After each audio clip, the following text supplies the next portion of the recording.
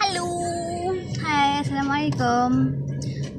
Hari ni Ramadan ke-26 dah. So, hari ni kita pergi basuh kereta. Tentatif kita sangat banyak ya hari ni. Hari ni kita pergi basuh kereta, pergi long one, beli barang-barang. You see? Kita beli barang-barang. Petang ni kita nak pergi buka puasa dekat masjid. So, kita nak goreng mi lah petang ni. So, kita nak beli barang-barang basah sikit. Apa semua. Dan kita ayah kita pergi beli telur dengan minyak. Kita macam okay, sekejap kita nak masak apa. You kena stay tune. Okay, stay tune. Masak apa. So hari ni dia macam panas sangat. Panas juga. Panas kan, panas nampak kat luar panas kan. So I duduk dalam kereta. I dah beli dah tadi. I beli parata. So stay tune lah. Kita jumpa sekejap lagi. Kita nak pergi cari mi pula. Kita nak cari mi sebab kat kedai Long Wan tadi dah habis. Kat kedai ni pun, kedai kuning ni pun dah habis.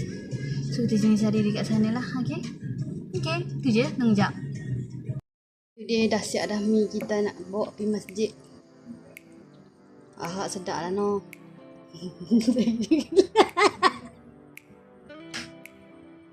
Kita boleh dah ni. Okay, berbekas. Hai, hari ni kita nak berpuasa kat masjid.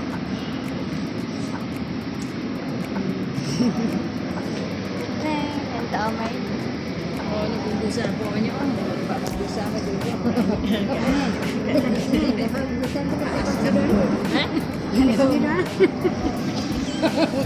Lalu ni. Cowok power. Balik tak tahu lagi. Minum tersegan.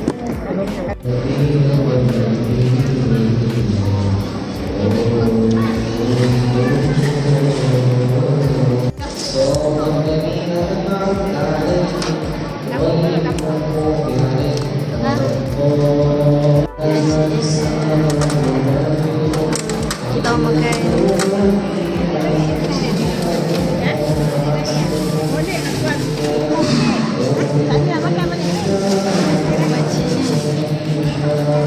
Farida. Ini